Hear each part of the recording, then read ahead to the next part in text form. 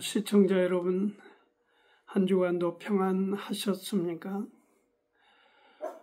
오늘도 여러분과 함께 주님이 우리에게 주시는 말씀을 나눔에 있어서 하나님 앞에 영광을 돌립니다.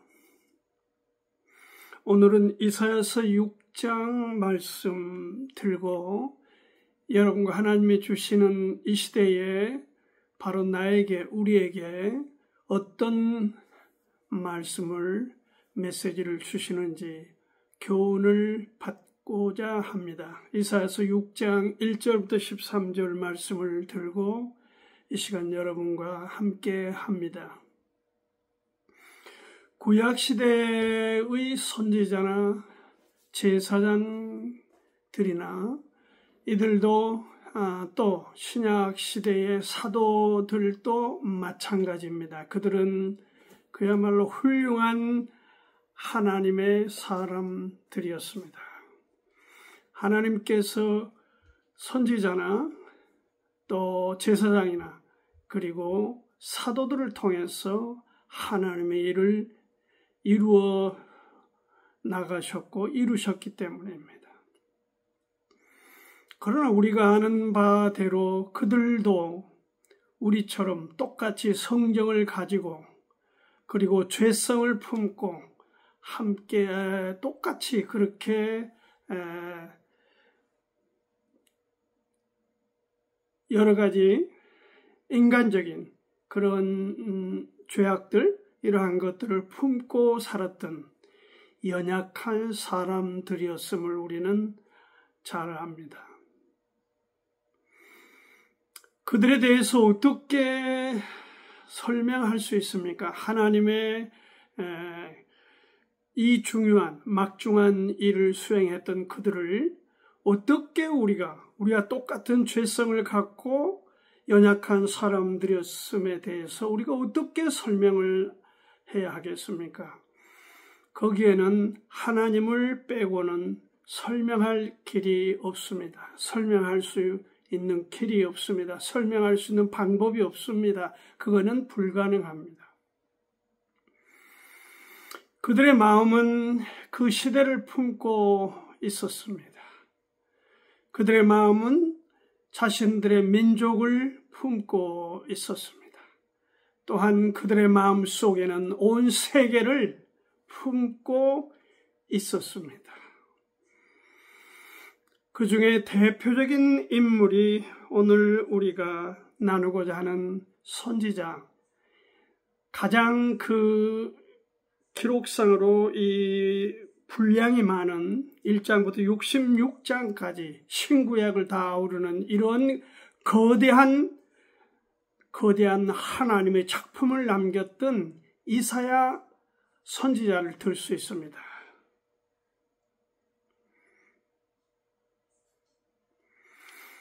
그는 하나님의 부르심에 합당한 사람이 되어 하나님의 위대한 일을 이룬 그러한 참으로 훌륭한 인물이었습니다. 그를 통해서 오늘 우리가 배워야 될 그의 입술과 삶을 통해서 우리에게 제시했던 메시지 가운데 오늘 이 시대에 BC 680년, 700년대 그때의 사람, 오늘 우리는 2000년이 넘은 이 시대에 무려 2700년 이상의 공간을 갖고 있지만은 오늘도 우리에게 똑같은 하나님의 말씀하셨던 그 시대의 그 인물을 통해서 우리에게, 이 시대 우리에게도 말씀하고 있음을 우리는 믿기 때문에 살아계신 하나님의 이 말씀을 소중히 여기고 있는 것입니다. 이 말씀을 통해서 오늘 우리가 어떤 교훈을 얻을 수 있는지 함께 살펴보고 큰 은혜를 받았으면 합니다. 먼저 6장 1절 보면 우시야 왕의 죽던 해에 내가 본즉 주께서 높이 들린 보좌에 앉으셨는데 그 옷자락은 성전에 가득하였고, 그러니까 우시야 왕의 죽던 죽던 해에 이렇게 6장이 시작되고 있어요. 이 말씀 짧은 문장에 우시야 왕이 죽던 해에 여기에는 엄청난 분량의 오늘 우리 이 시대를 살아가는 우리에게도 제시하는 교훈이 있습니다. 그것은 범죄에 관한 이야기입니다. 이사야 시대에 지금 BC 700년, 680년경에 그 이사야 당시의 범죄상, 죄악상은 우상 숭배로 가득했습니다. 므낫세라고 하는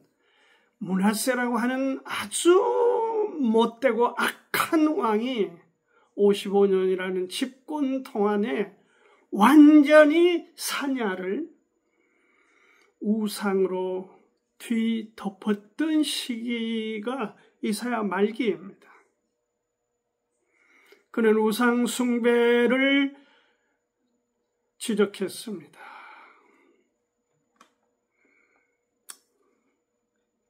여기 하반 2절 하반에 보면은 여기 이렇게 되어 있습니다. 4절 1장 여기 1장 2절 하반에 그 돌로는 발을 가렸고 그 돌로는 날며 서로 창하여 가로되 거룩하다 거룩하다. 이제 하나님의 모습을 드러내면서 4절에 보니까 이같이 창하는 자의 소리로 인하여 문지방의 터가 요동하며 집에 연기가 충만했다. 그리고 1장 29절 말씀으로 돌아가서 보니까 이렇게 되어 있습니다.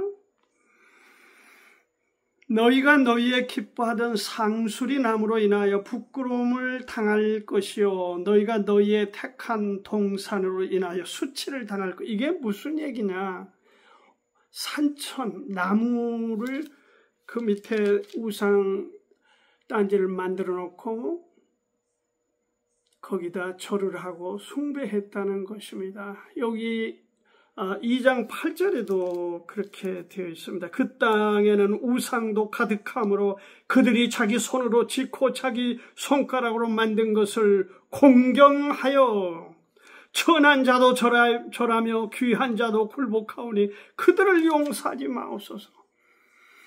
우상이 판을 치고 있었다. 그 얘기입니다. 범죄 중에 범죄, 하나님께서 가장 싫어하는 범죄 중에 범죄는 우상 숭배입니다.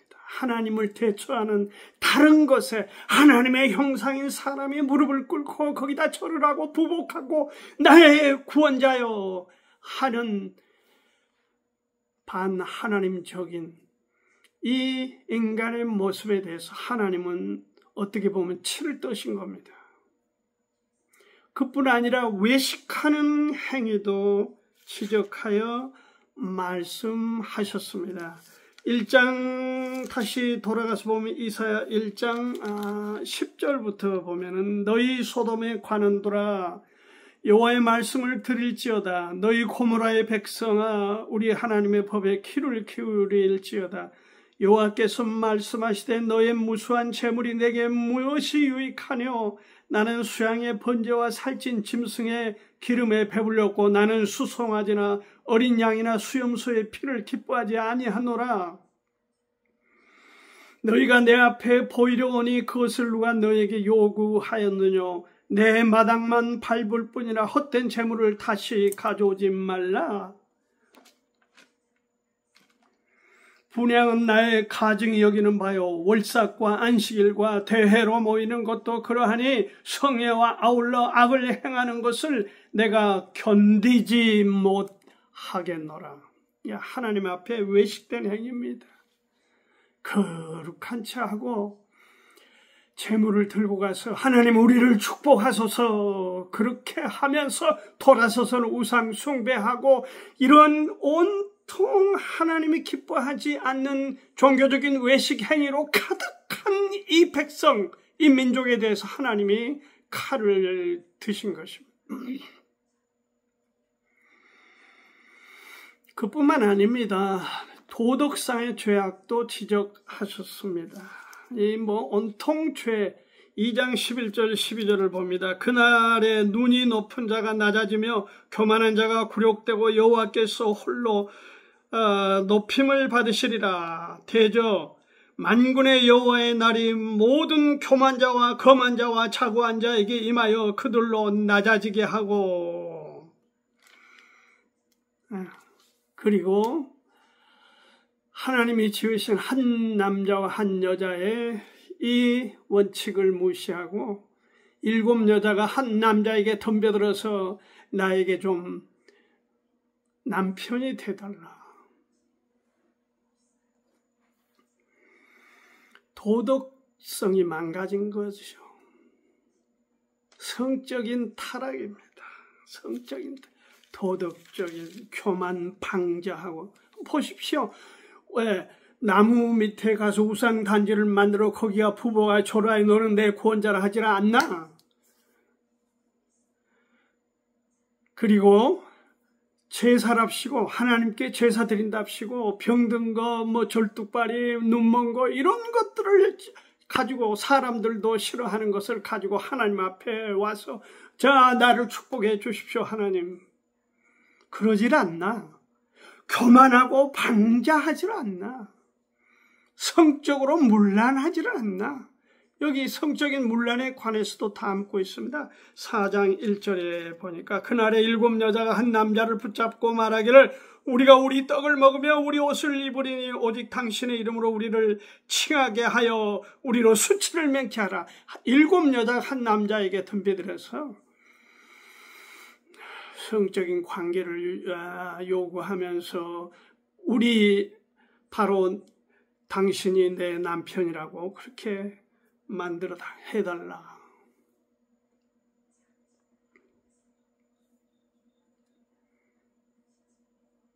향락산업이 발달됐습니다. 향락산업. 5장 14절에도 그러합니다. 향락이 뭐죠? 먹고 노는 거죠. 즐기는 거죠. 음부가 그 욕망을 크게 내어 한량없이 그 입을 벌린 즉 그들의 호화로움과 그들의 많은 무리와 그들의 떠드는 것과 그 중에서 연락하는 자가 거기 빠질 것이라.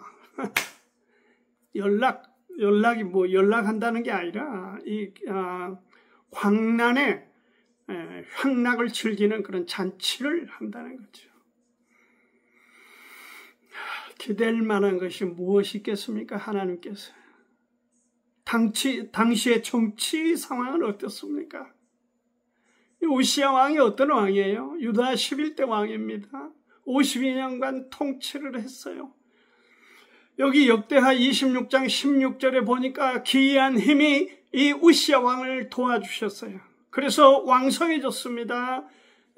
경제가 발전했습니다. 농업이 잘 됐습니다. 관계수로를 만들고 아주 탁월한 경제적인 발전을 거듭시켰던 그런 어떻게 보면은 유대 사람들에게는 훌륭한 능력 있는 왕이었죠. 영토를 확장했습니다. 국력을 강화시켰어요. 기이한 힘의 도우심이라고 그랬는데 기이한 힘이 뭡니까? 누구예요? 하나님이 그를 축복하시고 도와주셨다는 거예요. 그런데 그가 끝내 어떻게 됩니까? 교만 방자하면서 제사장이 드리는 제사를 제치고 지가 직접 자기가 나가서 제사를 지내겠다.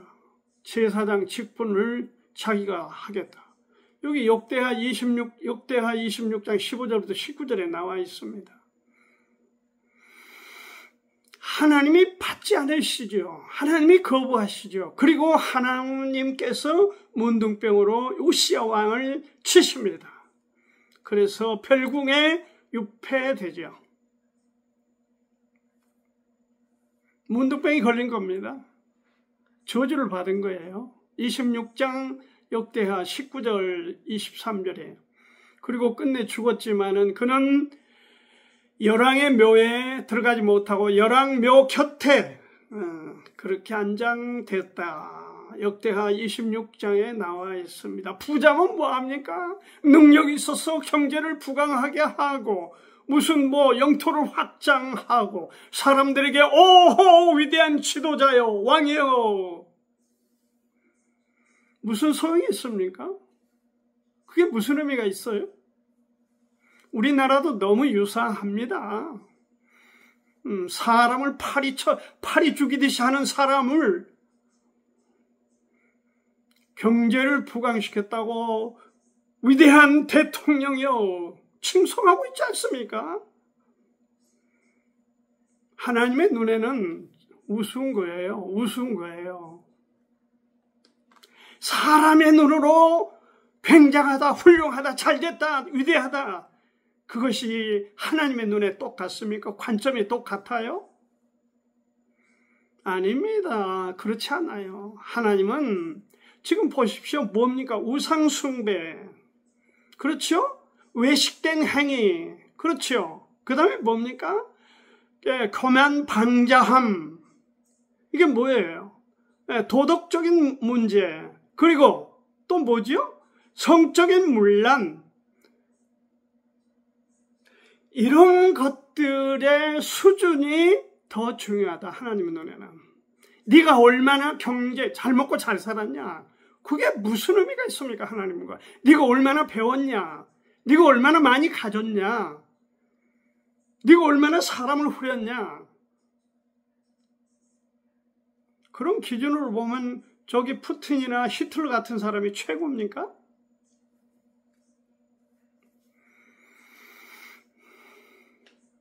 그들의 끝을 보면 알죠. 끝을 보면은 하나님이 평안하게 그렇게 놔두시질 않죠. 한 가지 우리가 알아야 됩니다. 하나님의 관점, 하나님의 입장에서 보도록 받아들이도록 노력을 해야 됩니다. 이러한 불행의 원인이 어디에 있냐? 죄에 있습니다. 죄입니다. 죄.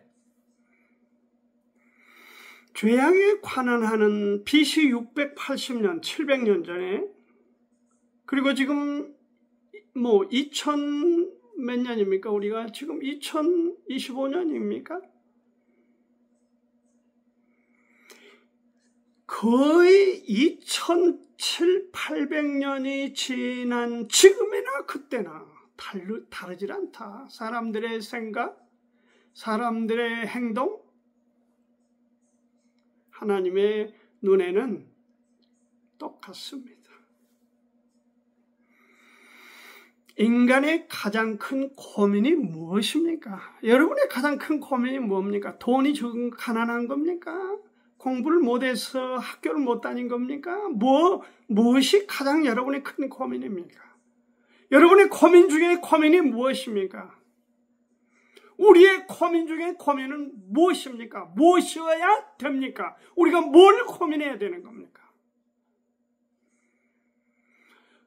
그래서 이 사도신경에 보면은 빌라도에게 고난당하시고 그런 대목이 나오잖아요. 누가? 예수님이 빌라도에게 고난당했다. 그게 맞아요? 문장이? 예수님이 빌라도에게 고난당하셨어요? 왜 사람들이 빌라도에게 자기가 져야 되는 죄의 책임을 빌라도에게 뒤집어 씌우고 빠져나오죠? 사람이 얼마나 악합니까? 이거에 어디서 나온 거야? 캐토릭에서 나온 겁니다. 그런데 오늘 교회들이 사도신경을 지금 애우고 있잖아요. 예수께서 빌라도에게 고난당하시고 이렇게. 아니에요. 잘못됐어요. 틀렸어요. 예수님은 내 죄 때문에 고난당한 거예요. 나를 거기다 놓아야 돼요. 우리. 빌라도에게 고난당하셨다? 잘못된 문장입니다. 잘못된 가르침이에요. 여러분 당장 고치시고 버리세요. 예수님은 빌라도에게 고난당한 거 아닙니다. 예수님은 여러분과 내 죄가 그를 십자가에 못 박게 만드는 거예요. 아멘. 고린도후서 7장 10절에 보면은 하나님 뜻대로 하는 근심은, 여러분 하나님의 뜻이 무엇입니까? 가장 내가 근심하고 고민해야 될 것은 저 남에 관한 얘기, 남의 죄에 관한 얘기가 내 죄악에 관해서 근심하고 고민하고 벗어나고자 하는 몸부림에 관한 것이다 하는 것을 하나님은 말씀하시고 있습니다. 고린도후서 7장 10절. 하나님의 뜻대로 하는 근심은 후회할 것이 없는 구원에 이르는 회개를 이루는 것이요, 우리가 해야 될 일이에요.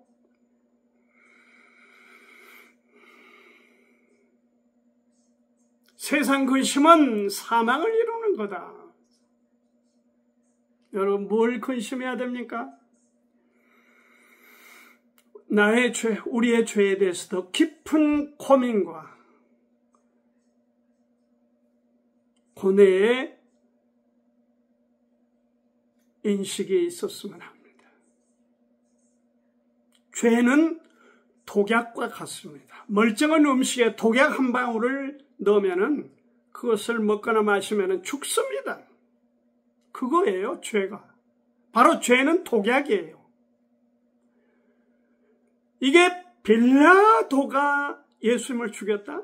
빌라도에게 고난당했다? 택도 없는 얘기를 해서 그 많은 사람들에게 바른 길이 아닌 다른 길을 제시함으로 나는 빠져나가려고 하는 이 꼼수가 보이는 거예요. 독약을 우리가 버려야 됩니다.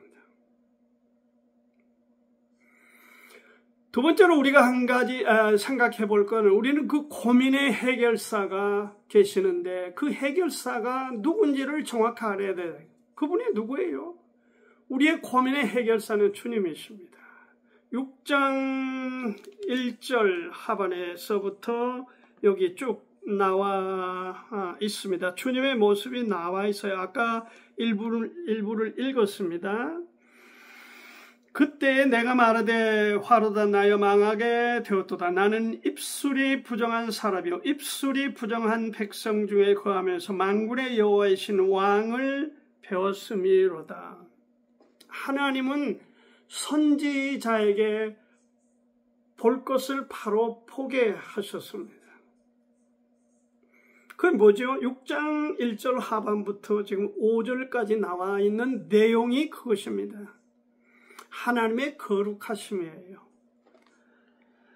내가 본즉, 하나님이 보시도록 그렇게 명령하심으로 내가 본즉 주께서 높이 들린 보좌에 앉으셨는데 그 옷자락은 성전에 가득하였고 이 거대한 인물 우시아가 문둥병에 걸려 최후로 죽게 되니까 이사야가 지금 하나님 존전에 나가 하나님을 바라보는 것입니다. 그 하나님의 옷자락은 성전에 가득하였고 서랍들은 모셔 섰는데 각기 6 날개가 있어 그 둘로는 하면서 하나님의 어마어마함, 어마무시함을 보여주고 있습니다. 기록하고 있습니다.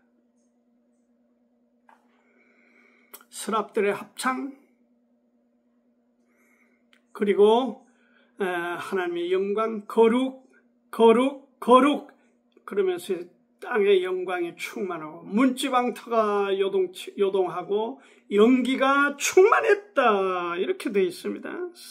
예, 그렇죠. 4절에 이같이 창화하는 자의 소리로 인하여 문지방의 터가 요동하여 집에 연기가 충만하였다. 그것을 이사야가 지금 직면하여 바라보고 있는 것입니다.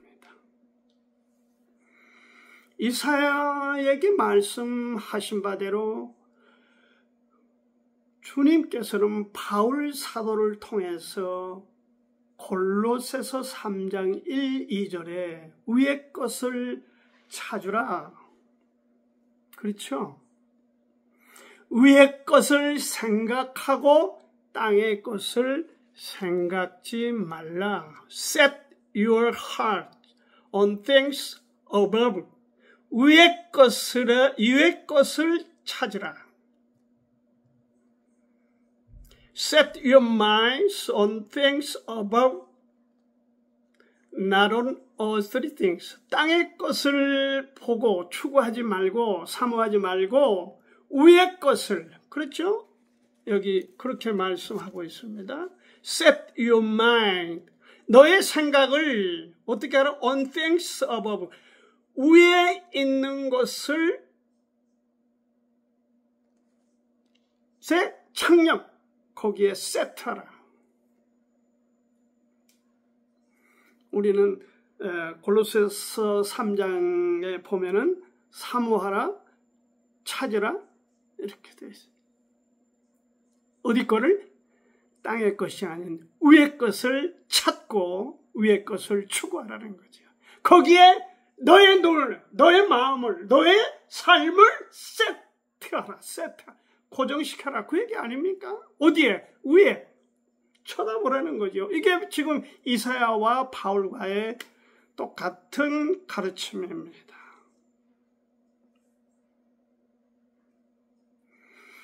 선지자는 하나님을 본 후에 뭘 보게 된 거예요? 자신을 본 겁니다. 하나님의 거룩함을 보고 나서 자신을 보니까 자신의 부정함을 보는 겁니다. 더러운 걸, 아픔을 보는 겁니다.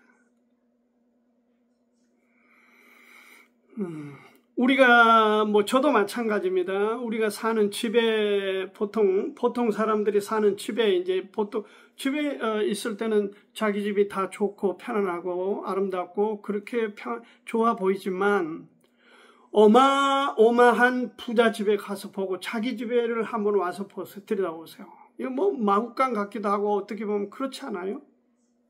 같은 어마어마한 하나님의 보좌를 본 다음에 자신의 모습을 보니까 너무 부정하고 너무 죄악으로 썩었다는 거예요. 자신이 그렇다.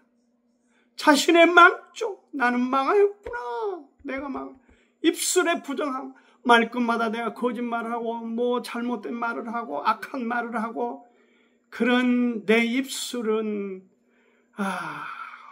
부정하고 망했구나. 화로구나. 대저 우리는 다 부정한 자 같아서 이사야서 64장 6절입니다. 우리의 의는 다 뭐죠? 더러운 옷 같으며, 더러운 옷이 뭡니까? 걸레죠 사람에게서 나오는 의, 사람에게서 나오는 어떤 대단하다, 와 놀랍다, 그것은 다 걸레에 불과하다. 걸레 쪽지다. 더러운 옷이다. 그렇게 이사야 선지자는 보고 있어요. 여러분 어떻게 봅니까? 나는 내게서 나온 게 아름답고 거룩하고 놀랍다고 봅니까?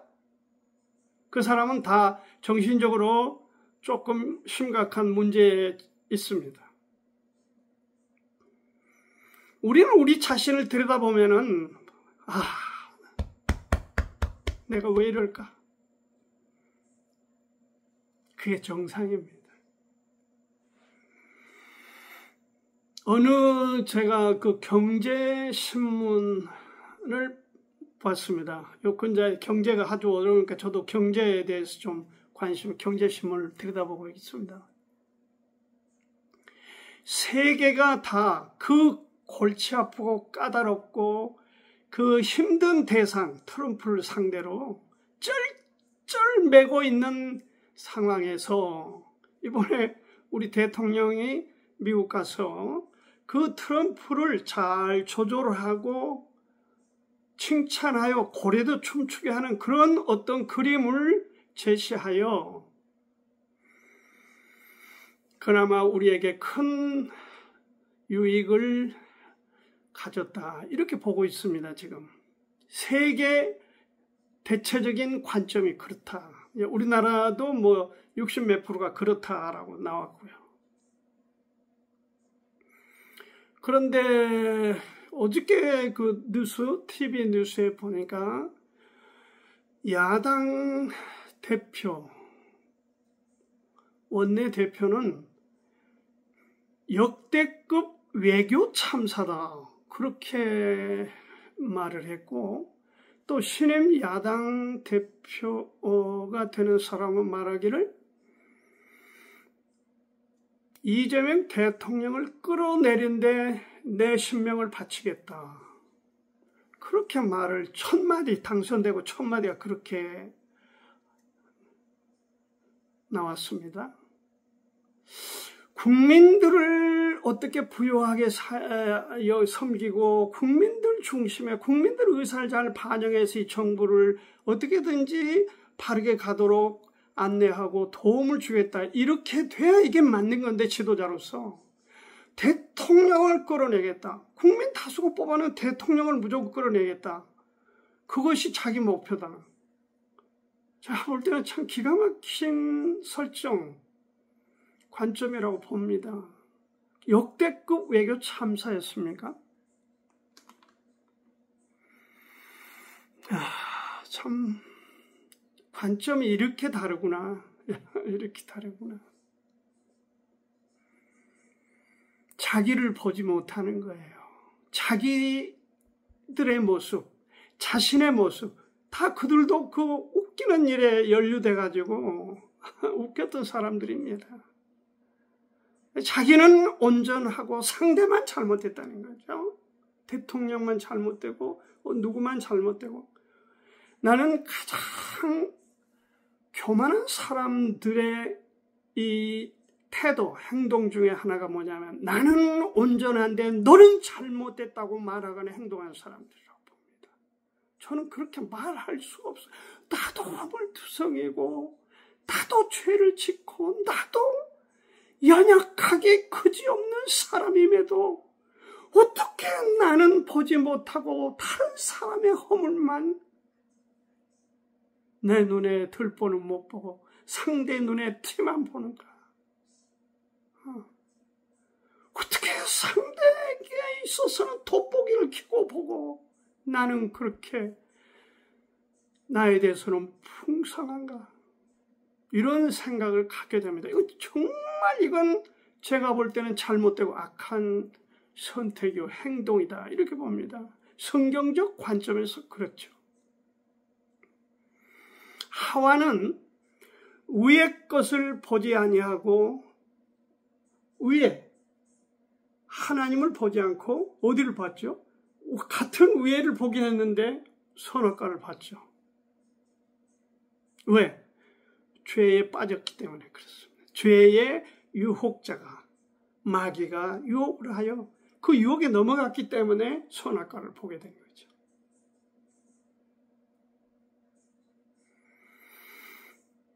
선지자가 여기 말합니다. 선언합니다. 선포합니다. 누구에게? 그 시대나 오늘 우리 시대에 말합니다. 여기 뭐라고 말합니까? 선지자가 화로다, 그 입술을 하면서 정화시킵니다. 6절에 보니까 그렇게 됐어요. 그때 스라비 하나가 화저로 탄에서 취한 바 핀 숯을 손에 가지고 내게로 달려와서 그것을 내 입에 대며 가로되, 보라, 이것이 내 입에 닿았으니 내 악이 제하여졌고 내 죄가 사하여졌느니라. 자기 죄로 화라고 망조가 들었다고 고백했던 이사야에게 하나님께서 천사를 보내 역사하신 것입니다. 그 더러운 입술을 정화시킨 겁니다. 그래서 정결한 사람으로 바뀝니다. 이게 최우선이죠. 그게 뭡니까? 예수 그리스도를 통해서 십자가에 높이 달린 예수님을 바라보고 불뱀에 물렸던 이스라엘 사람들이 노뱀을 쳐다보고 그 치유를 받았던 것처럼 오늘 우리 자신을 보니까 부정하고 화하고 망하게 된 우리 자신들의 범죄에 대해서 십자가에 높이 달린 예수를 쳐다보고 바라보고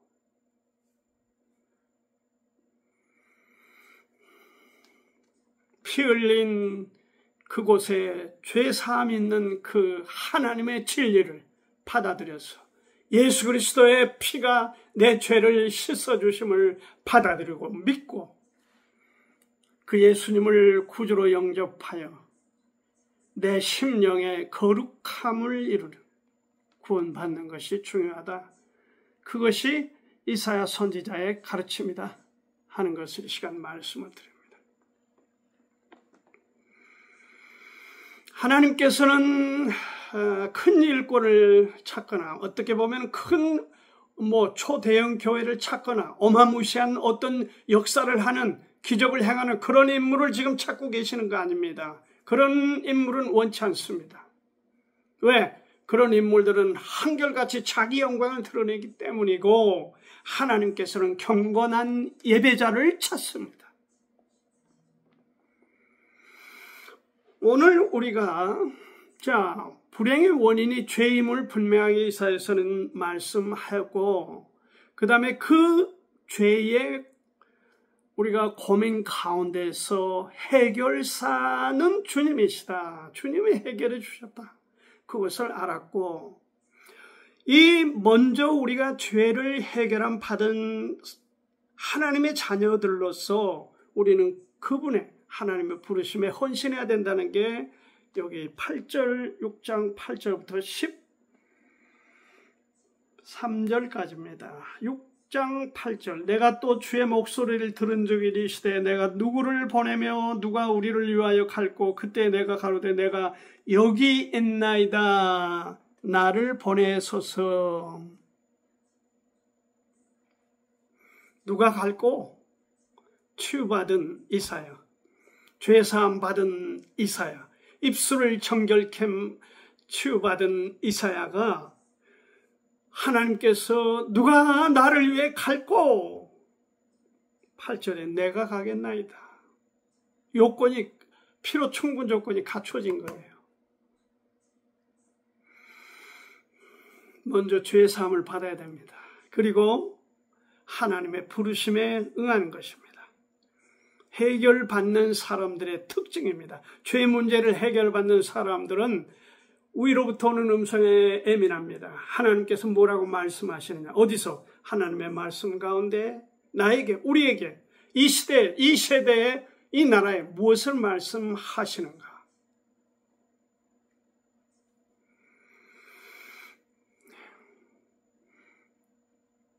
근대 선교의 아버지라고 하죠. 윌리엄 캐리를, 영국 출신이죠. 구두 수선교, 구두를 수선했던 사람입니다. 참 겸손했던 사람입니다. 인도 선교사로서 헌신하여 가서 5만 명을 결신자를 얻었습니다.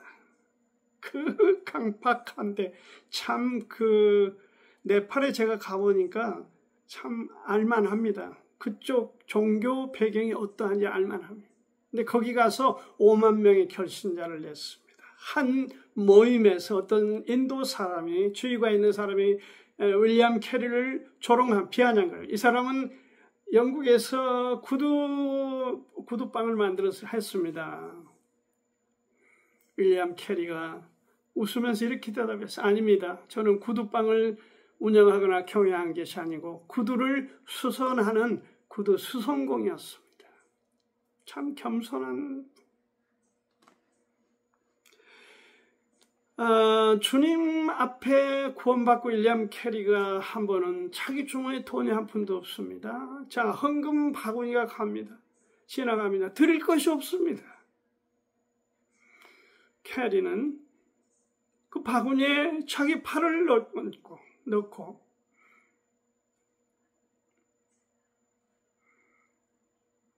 하나님, 윌리엄 캐리가 여기 있나이다. 나를 받아주십시오. 유명한 일화가 있습니다. 부정한 백성들을 향해서 사람이 필요합니다. 부정한 사람들을 위해서 사람이 필요해요. 그래서 거기에 갈 수 있는 사람을 하나님은 찾고 부르시고 계시다. 어떤 사람? 필요 충분 조건이 갖춰진 사람. 하나님 앞에. 구원받은 준비된 사람. 여기 9절부터 12절까지가 그렇습니다. 우리의 사명입니다. 이게 우리의 책임이에요. 온 세상이 부정부패하다고 해도 하나님께서는 거룩한 예배자, 거룩한 씨를 찾고 계시다. 그렇죠? 그렇습니다. 여러분과 저를 찾고 계신 거죠. 그렇습니다. 2차 세계대전이 끝나고 나서 이제 그 복역했던 사람, 히틀러 그 무리에게 따랐던 사람들을 처형한, 이제 정죄하는 그런 재판이었습니다. 한 유대인이 소리쳤습니다. 재판관 앞에서. 나는 그때에 아무 말도 하지 않았습니다.